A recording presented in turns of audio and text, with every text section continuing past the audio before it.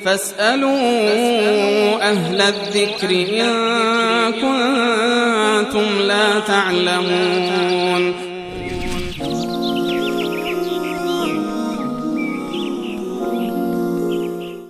آقای رئیسی از قصرقند پرسیدن که در حالت جنابت ذبح کردن بز و گوسفند چه حکم شرعی داره؟ بفرمایید. درباره جنابت یک نکته رو جا داره که من خدمت بینندگان عزیز من اینو مطرح بکنم. در زمانی که انسان جنوب هست و در حالت ناپاکی هست، هم از این که زن باشه در حالت عادت ماهیانه باشه یا زن و مرد در حالت جنابت باشن، اینها نجاست جسمانی و ظاهری رو ندارند.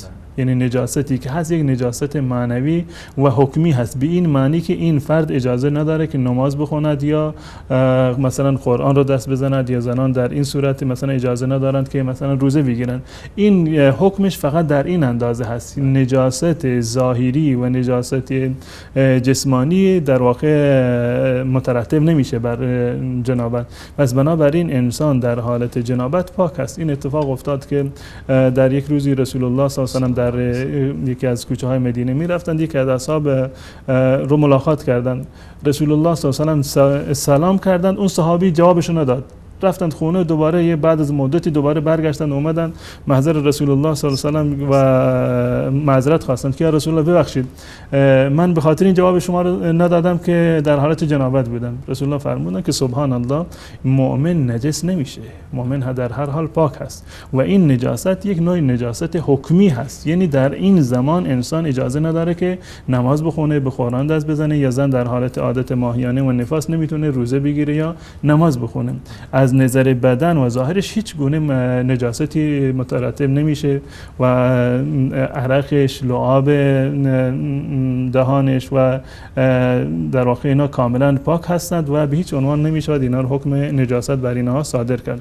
اما درباره ذبح طبعا هیچ اشکالی نداره. وقتی که انسانی ما ببینید در مورد یهود و نصارا که اهل کتاب هستند و به این کیفیتی که ما غسل میکنیم و این احکامی رو که ما به عنوان جنابت و طهارت و نجاست در نظر ما هست برای ما تدوین شده از نظر فقه اسلامی و شریعت اسلام، اینها برای اهل کتاب نیست. اما باز هم الله متعال صراحتا در قرآن کریم ذبیحه اهل کتاب را، با اینکه یهود و نصارا هستند، شاید هم در حالت جنابت باشند که این در واقع حیوانات رو ذبح میکنن، اما باز هم الله متعال ذبیحه اونها رو برای ما حلال کرده.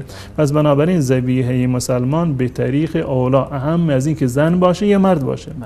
و این درباره ذبیحه بعضی تصور میکنند که برای زنان جایز نیست که در واقع ذبح بکنند و ذبیحه زن شاید مکروه باشه یا اصلا برای زن جایز نباشه، چون این چیزی اصلا وجود نداره.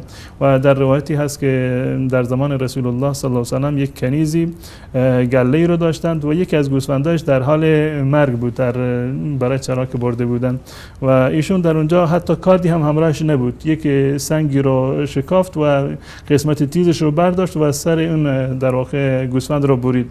بعد از این اومدن در محضر رسول الله صلی الله علیه و آله در شهر که اومدن، مردم اون خانواده می‌خواستند این گوشت رو بخورن. گفت نه، این گوشت رو شما نخورید مگر من برم پیش رسول الله صلی الله علیه و آله اجازه بگیرم ببینید حکمش چی است. اون از این نظر می‌خواست حکمش رو بپرسه که من با کارد اینو ذبحش نکردم، با سنگ ذبحش کردم، سرش رو بریدم. رفتن پیش رسول الله صلی الله علیه و آله و ایشون گفت هیچ گونه اشکالی رو نداره. این رسول الله نفرمودن که چون که کسی که ذبحش کرده زن هست پس بنابراین گوشتش مکروه، حرامه، نباید بخورید. هیچ گونه تفاوتی رو نداره. ذبیحه زن و مرد جایز هست، حلال، هیچ گونه اشکالی رو نداره.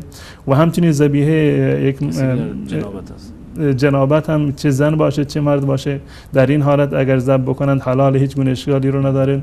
و حتی یک مورد دیگری در بسیاری از مناطق هست، بالفرض اینو چی میکنن و چون که در این برخی از مناطق این رواج پیدا کرده، میگن ذبیحه کسی که ختنه نشده حرام، جایز نیست، چون این چیزی هم کاملا مطلقاً وجود نداره. وقتی که انسانی مسلمان هست، این ذبیحهش کاملا 100% حلال هست، چه حتی بسم الله گفته باشد و یا حتی بسم الله هم نگفته باشد، باز هم ذبیحهش حلال هست و هیچ گونه اشکالی را نداره. و جالب هست که امام ابن منذر هم در این زمینه اجماع را نقل کرده که یعنی اهل سنت و الجماعت از گذشته و به صلاح حال همه اجماع دارند، اتفاق نظر دارند بر این که ذبیحه شخص جنوب هیچ گونه اشکالی را ندارد و کاملا حلال.